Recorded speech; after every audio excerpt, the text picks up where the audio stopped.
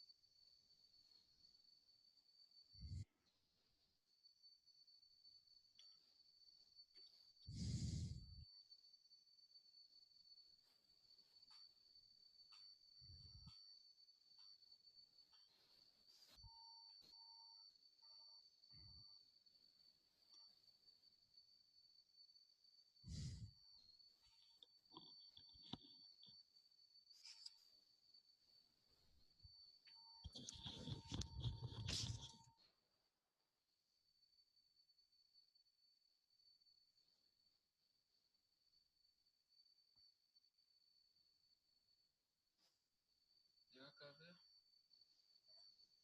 Yeah.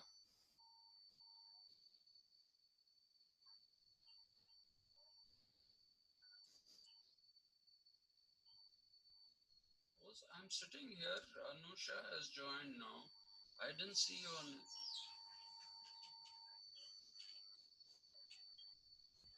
Where? What is wrong?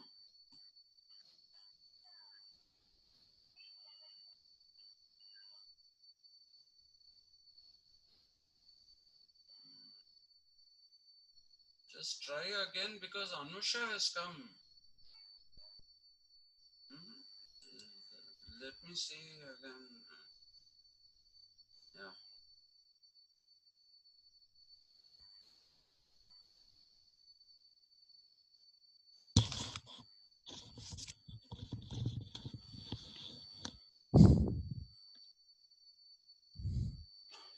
Anusha, just give me a second while I try to find out what is happening with. Um,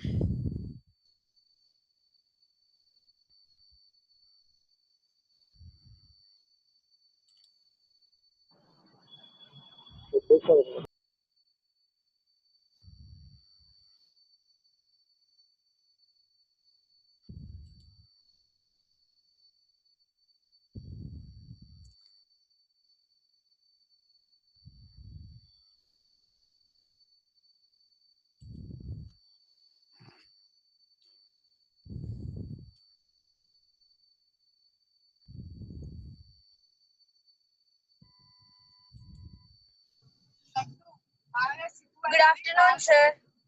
Good afternoon. So you're in. Yes, sir.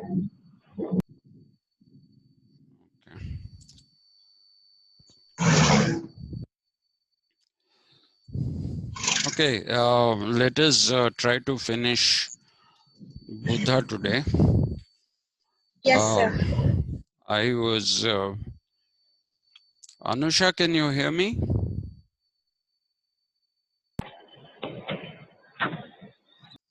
Anusha, can you hear me, please? Please say yes or no, because I can't Yes, see sir. you. You can hear Yes, me. sir. Okay, Yes, sir. right. Thank you, Anusha. Right. So let's get going. I had yesterday finished the Eightfold Path that was advocated by the Buddha. Now we shall look into some of the schools of thought that existed uh, with Buddha, or rather in Buddhism. Okay, and if you look at this, then you will understand what I told you was that, there is a school which calls itself Advayavada school. It's called Advaya because otherwise Dvaya is two different things. But in Sanskrit, I'm told that it need not be just two, it can be many divisions. Okay, so though Dvaya will mean two, but it can also be indicated to show that there are different uh, schools of thought. Now, before I go to those different schools of thought and start talking to you about those, I would like to draw your attention to the notion of nirvana. Okay, when we were doing the eightfold, uh,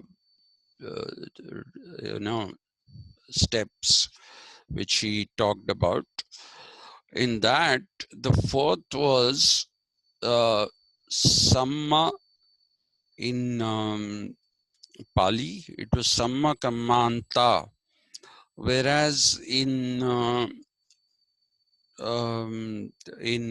Sanskrit it is samyak uh, karmanta. So this is the only time that you see the usage of the term karma, which is a very often repeated thing in Sanatana Dharma, but not in Buddhism. This is the only time he uses, a Buddha or the Buddhists use this karma. Now, the karma here is not karma of many generations. Um Generations meaning many births. I'm sorry, that's not the correct word. It doesn't mean that. What it means is that as long as you don't give up or renounce, yesterday I was talking about renunciation of the world, which is samadhi. Okay, it is. Some people will say you don't have to say samma samadhi or samag samadhi. You don't have to say, they just say samadhi, which is you with concentration upon the solution to the problem of acquisitiveness.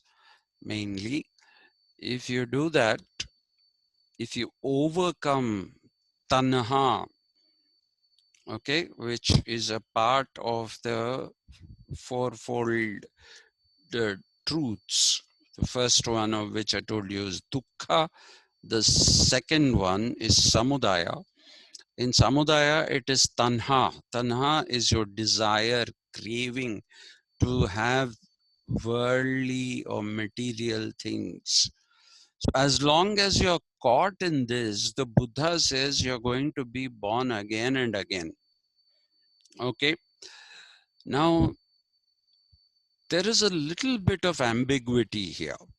There's a little bit of ambiguity here because if you look at most of the uh, texts of Buddhism that came in later, okay, I say the text came later because Buddha believed only in the oral tradition. He did not believe, he didn't write. So it was like in the case of Aristotle, where his students actually wrote things. Aristotle himself didn't write a single word. What he spoke was written by a number of uh, students of his. Similarly, even in Buddha, you find that there is a student whose name is Ananda. And it is believed that this particular student, Ananda, preserved Buddhist thought by some kind of writing. But like I told you, there is a small bit of an ambiguity here, which is, if you look at the uh, the texts which came into being, uh, the first of these is actually called the Abhidharma. Okay, and in Pali it is Abhidhamma. This is, later generation Buddhists actually compiling the thoughts of Buddha, which were transmitted orally to various people in various generations. They made it into a systematic text and they called it Abhidharma or Abhidhamma.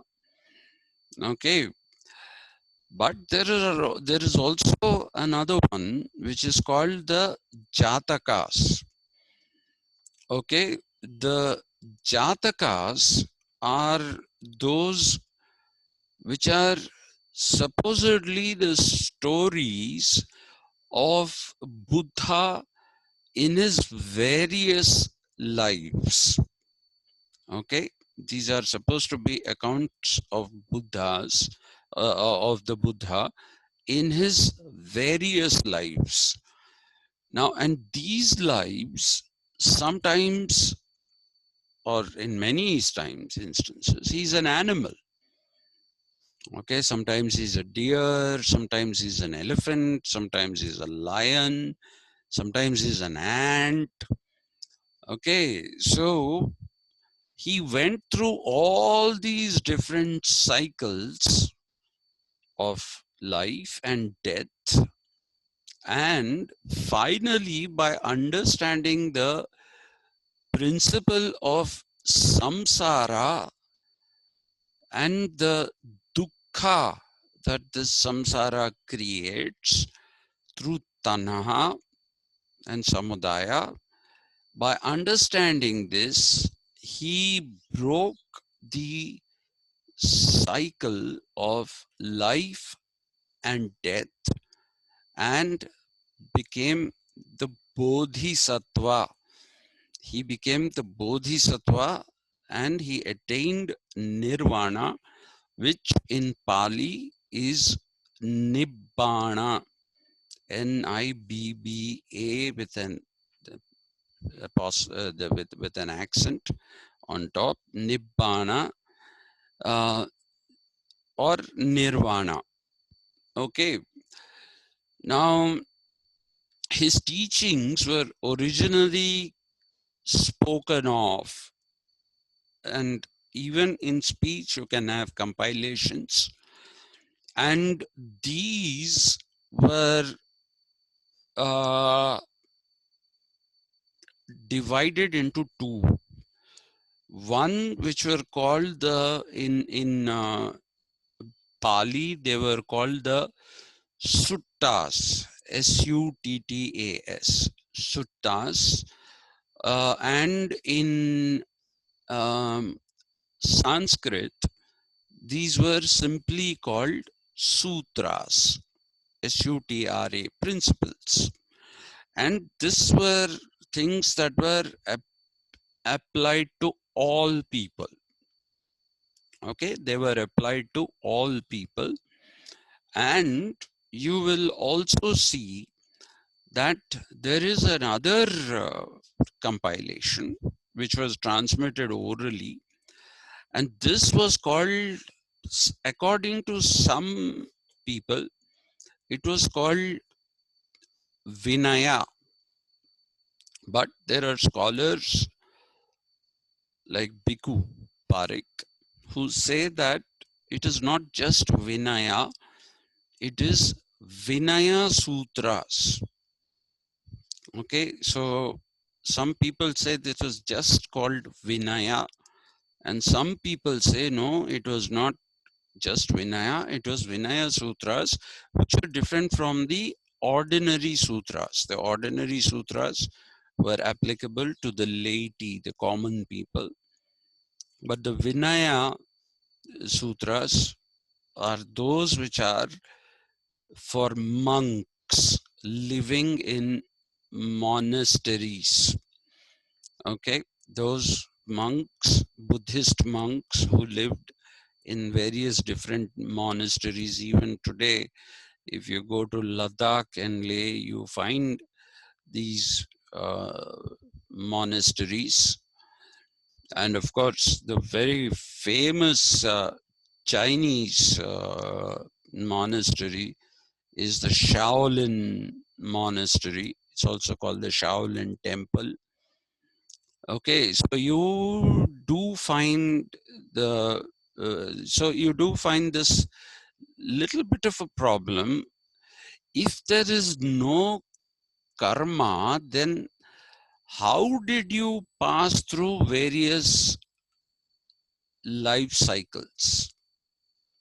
Okay, now some people's interpretation is there must have been a karma, which there must have been a concept of karma in Buddhism as well, but has for various reasons been left out by his disciples to possibly differentiate it from the Sanatana Dharma tradition.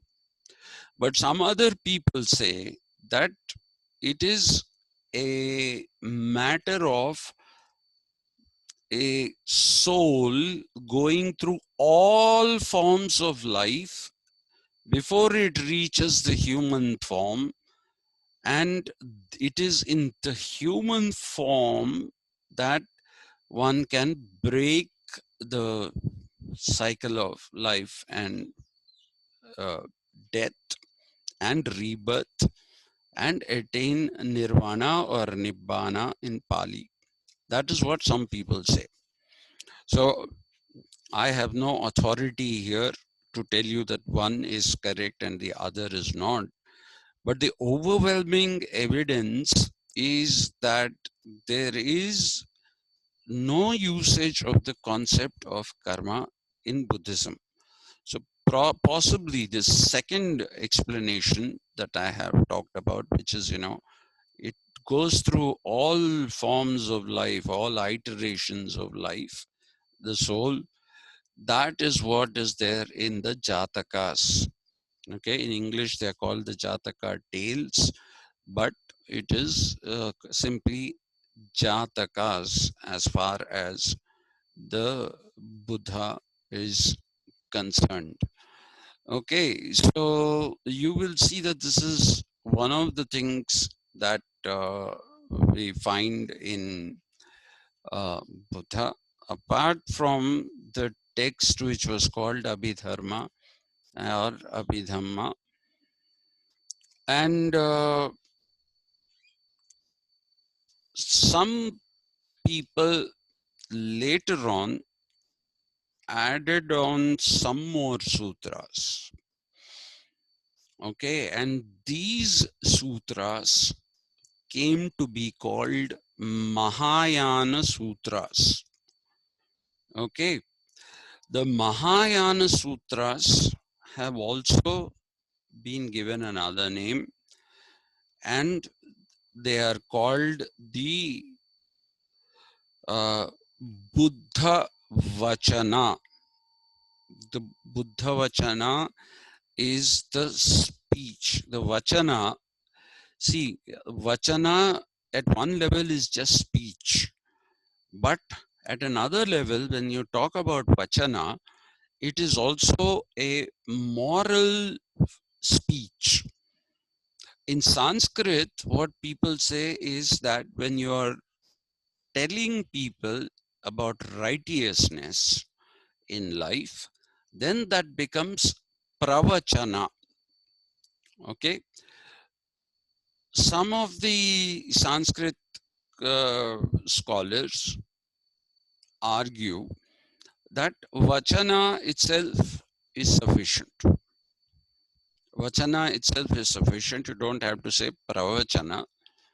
Vachana is what is can be taken, and especially if you are you know the Buddha is a great person and you say these are Buddha's vachana, there is no question of it being a bad thing. It will be a good thing. So pravachana is not necessary. So the Mahayana Sutras, which came into being a little later, they are the ones which came into being in the sense it came into the open a little later. These are also called the Buddha Vachana. Uh, these are accepted. The Mahayana Sutras or the Buddha Vachana are accepted in the Chinese and Tibetan canons, CANONS, not the canon that you fire. When you say canonical, they are religious rules or philosophical principles. These are accepted and followed in the Buddhist canons of China and Tibet, okay, or Chinese Buddhism and Tibetan Buddhism, okay. There is also Japanese Buddhism. So Buddhism, much as we would like to believe it is one, and much as people try to say, uh, there is only one Abhidharma and no Dvaya, and which is Advayavada. Despite the insistence on those kind of things, you do find that there is a proliferation of different schools of thought. Now, some people believe that these were actually recited by Ananda, the I just told you his great pupil. He was the one who memorized and recited. That is definitely applicable to the Abhidharma, but one is not sure if it is applicable to the Mahayana Sutras or the Buddha Vachana.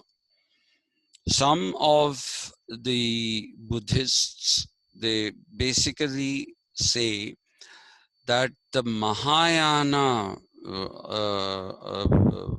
they don't call it Buddha Vachana. They say it should not be called Buddha Vachana. It should be called Mahayana Sutras only. And uh, they say that these are basically the teaching of two other bodhisattvas, two other people who became uh, the Buddhas, or they also had nirvana. So they claim that the Mahayana Sutras are drawn from these two other people whose names are Manjusri. Mana, it's not Man, it is Mana.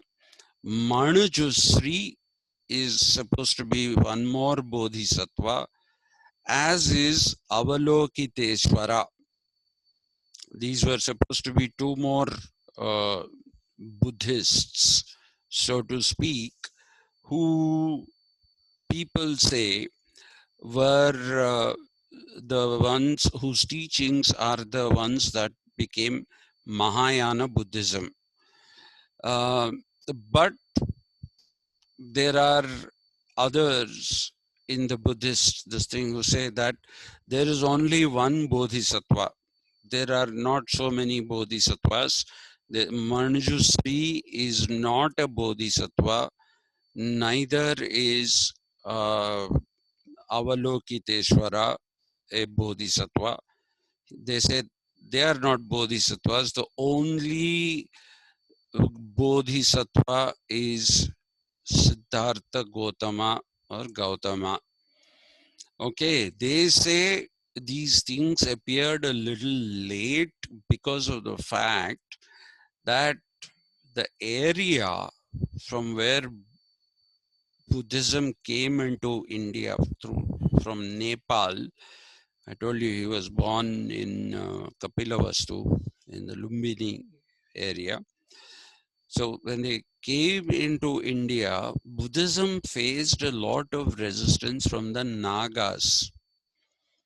Okay, even today you have the Nagaland there.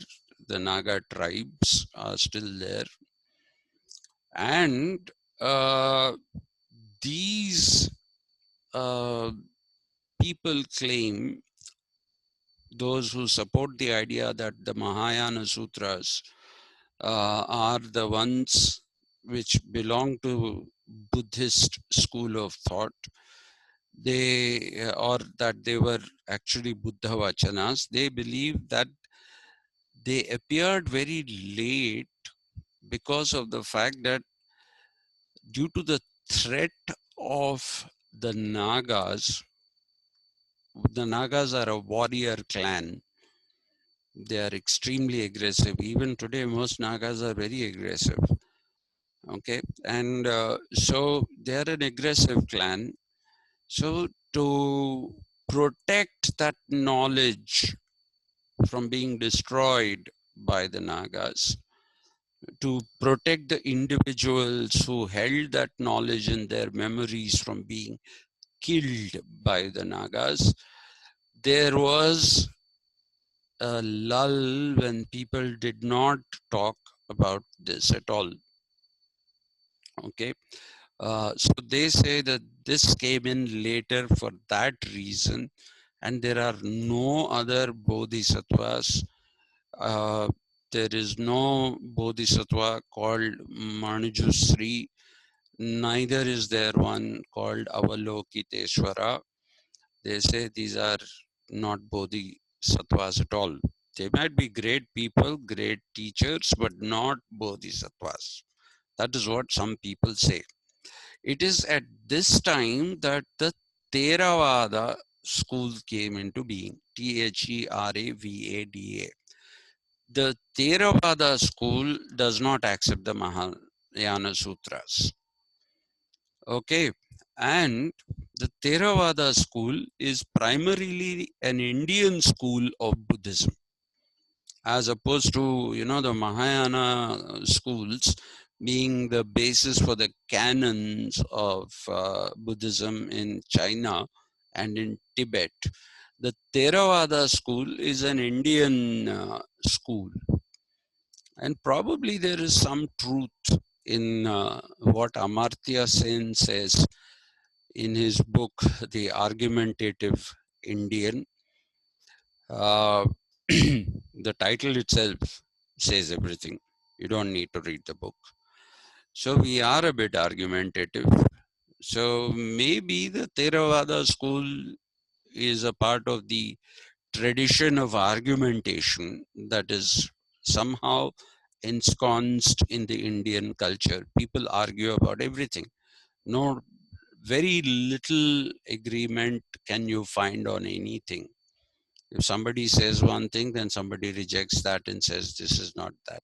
So it is probably because of that.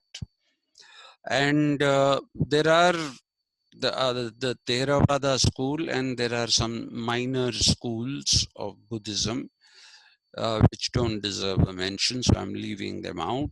They also reject the idea of the Mahayana Sutras. They believe only in the Abhidharma, Abhidhamma, and the Jataka. They do not believe in the Mahayana Sutras. Now, there is also, like I said, controversy over how many bodhisattvas are there. It seems like an overwhelming majority across all schools believe that there is only one bodhisattva and not more than that. Okay. Now, before the Mahayana school, before the Theravada school, before the compilation into Abhidharma, okay, and before what should we say, the Buddha Vachana, if you want. Before all this, there was one form of Buddhism which was called the Hinayana, Hinayana. The Hinayana school of Buddhism, uh, actually, if you take the meaning in Pali, when it was there, it basically means something which is small. It can mean something which is incomplete, or it can also mean deficient. Deficient and incomplete are almost the same, but semantically there is a little bit of difference between the two. Deficient is lacking in something. Incomplete is something which has not been completed. Whereas deficient would say that it seems complete, but there is something lacking in it. So that is a small terminological difference, so to speak. So you find that, there was this Congress of Buddhism in 1950, and there they decided to drop the term Hinayana. Okay, they said it should not be something that should be called uh, uh, Hinayana because of the pejorative. Hina, in a modern sense, it means something which is dirty, filthy, or it's not something morally sustainable. So you have this Japanese Buddhist monk whose name is Masatoshi Nakatomi, Masotishi, Masatoshi Nakatomi, Nakatomi. He said that early Buddhism was Hinayana, but since it now has a bad meaning, one should call this Nikaya. Okay, he said this should be called Nikaya and not Hinayana, Nikaya Buddhism. So Nikaya became a replacement for Hinayana, and this got accepted. People say this is actually what transformed into the Theravada school in Sri Lanka and Southeast Asia, not in India. Okay, in India, the Theravada school is different, but in Sri Lanka and Southeast Asia, the Theravada school uh, calls itself, it accepts this Nikaya form of Buddhism. Okay, and in this Nikaya form of Buddhism, you have a Savaka, S-A, with an accent is Sa. Savaka is a hearer, technically. That is what it means in Pali. But it also means disciple. A Savaka is a disciple.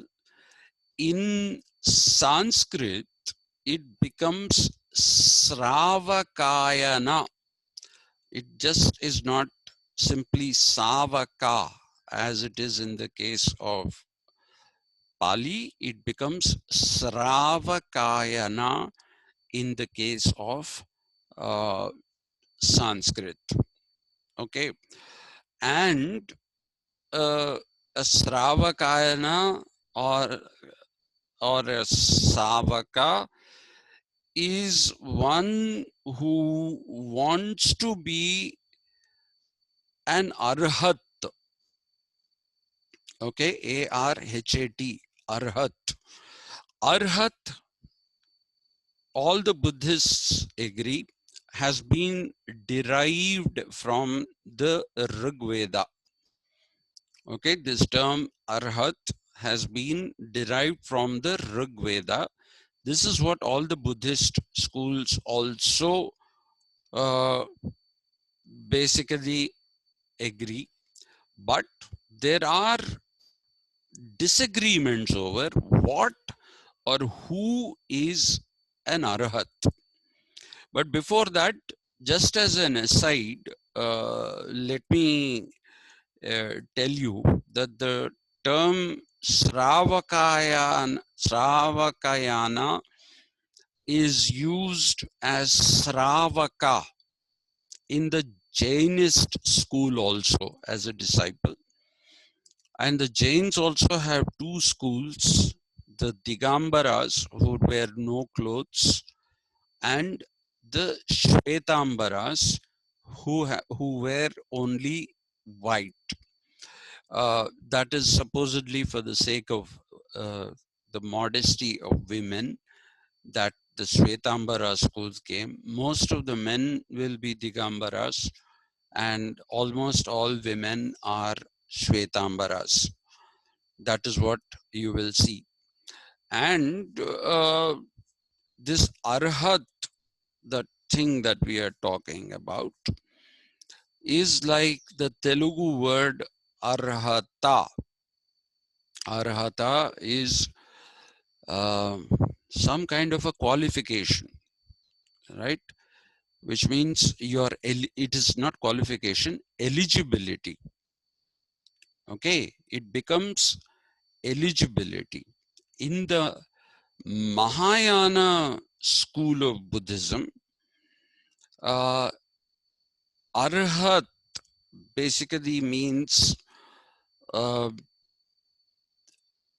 it basically means one who has understood the true meaning of existence. One who has understood the true meaning of existence and also became one who achieved nirvana. That is what, uh, sorry, not in the Mahayana school, in the Nikaya school, this is what it means. Okay, an Arhat is one who has understood the true nature of existence and one who has become, uh, one who has achieved Nibbana or Nirvana.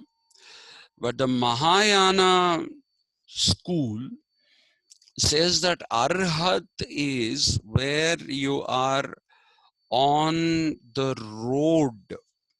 Okay, you're basically on the road to enlightenment.